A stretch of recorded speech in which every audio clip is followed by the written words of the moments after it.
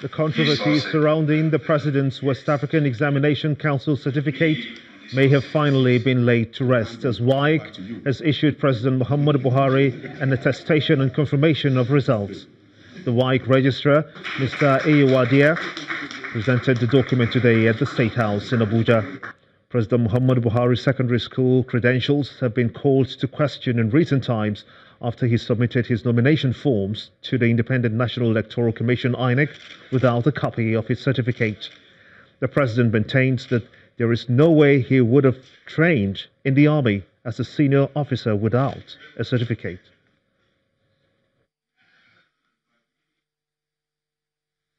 But then, for you to be trained as an officer, you must have school certificate. 5 credits, before you are allowed to have received officer training. So really, I passed this nonsense of provocation before you join primary school. But I see it in the papers. I went through it before, and I think in my drawer and study at home, I think I've got a photocopy when I had to produce it at a certain stage, when such type of nonsense is happening. During our time, it's very, very difficult, to commit that type of fraud. I didn't say it's impossible, but it's very, very difficult. And you can't join the officer corps training as in the military, that is Army, Navy, Air Force, and even the police to become inspectors, unless you have a school certificate. And basically with maths and English, or you take the professional exam and pass in maths and English there, and geography. So I thank you very much for trying to salvage the integrity of your institution. But I'm telling you, I am so fed up with this that when I saw it, I have to be persuaded, to come to go through it all over again. Nigeria's President Muhammadu Buhari. The National Industrial Court of Nigeria sitting in Abuja has restrained organized labor from proceeding on the nationwide strike scheduled to commence on November the 6th over the minimum wage dispute. In a ruling delivered by Justice Kado Sanusi, the court granted an ex parte application restraining the Nigerian Labour Congress, the NLC, and the Trade Union Congress, the TUC, from engaging in the planned strike pending the determination of the substantive suit filed by the federal government and the Attorney General of the Federation, the AGF. Justice Sanusi also restrained the NLC and the TUC and the incorporated trustees of the Nigerian Governors Forum from taking steps capable of destroying the subject of the dispute.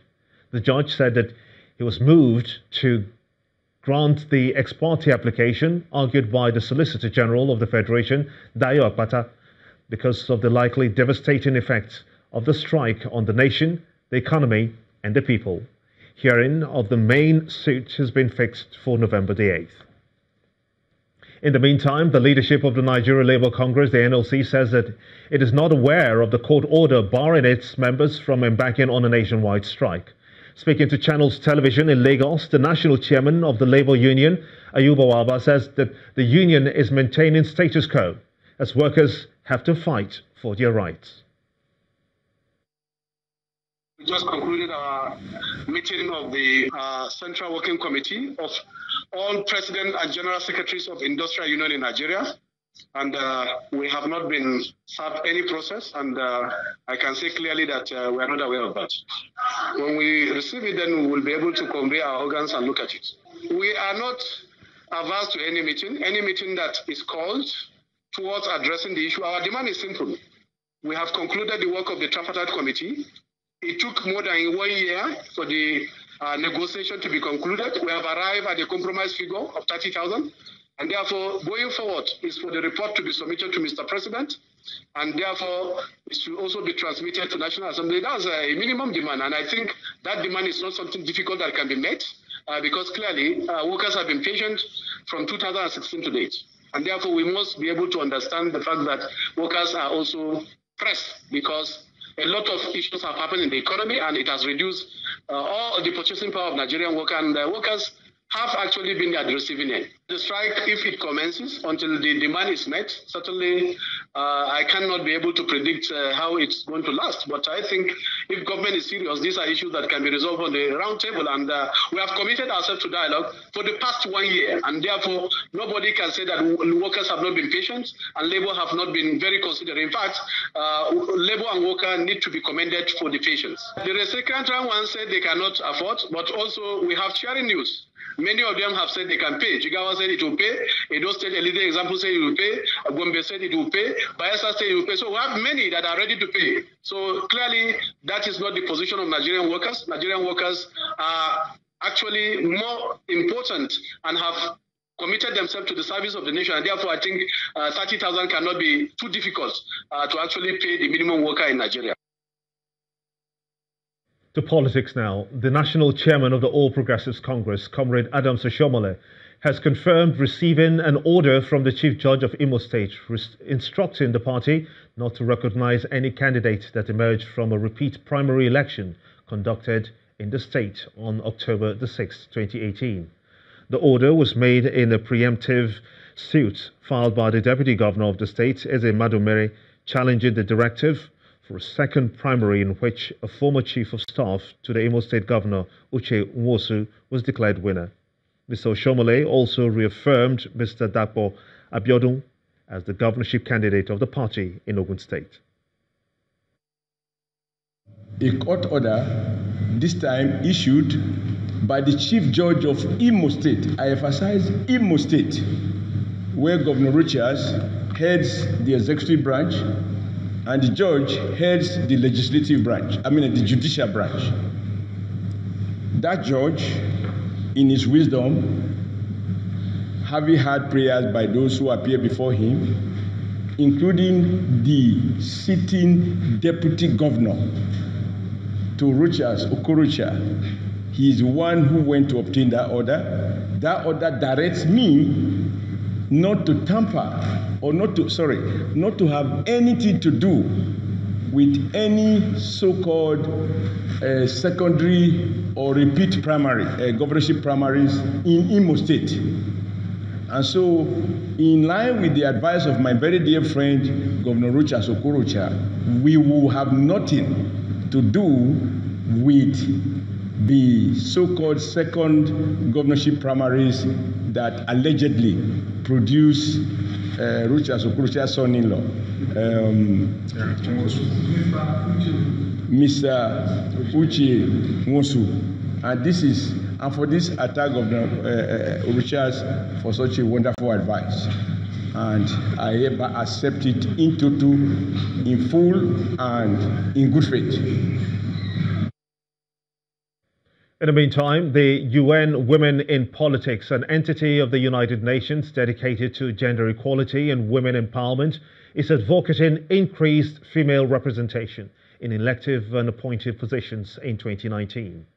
The country representative of the UN Women in Politics, Mrs. Comfort Lamte, who spoke at a joint conference in Abuja, bemoaned Nigeria's inability to implement the 35% affirmative action.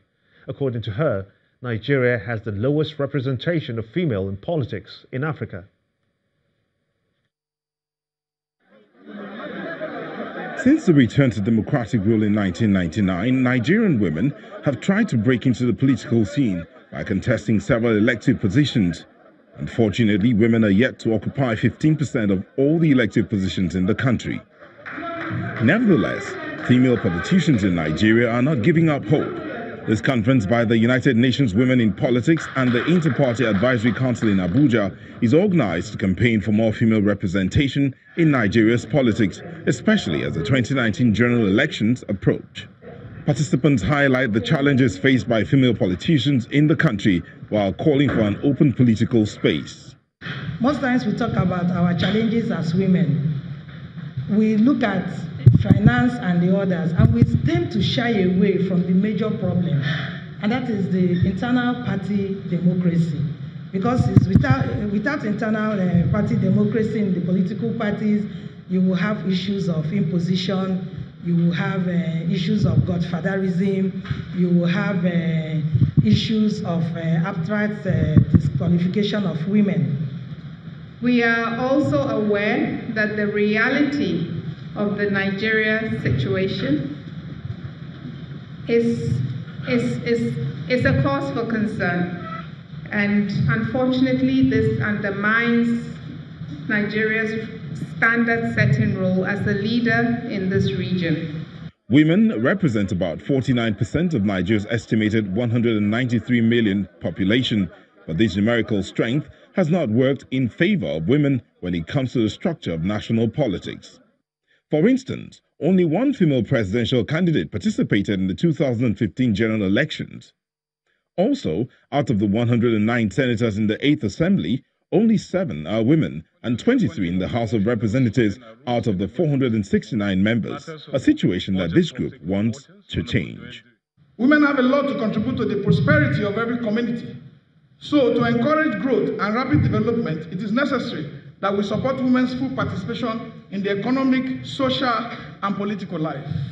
The entire strength of IPAC with 91 political parties in Nigeria should be brought into this process so that we can have a change in narrative. 87 female candidates contested for governorship positions in 2015, but none of them won.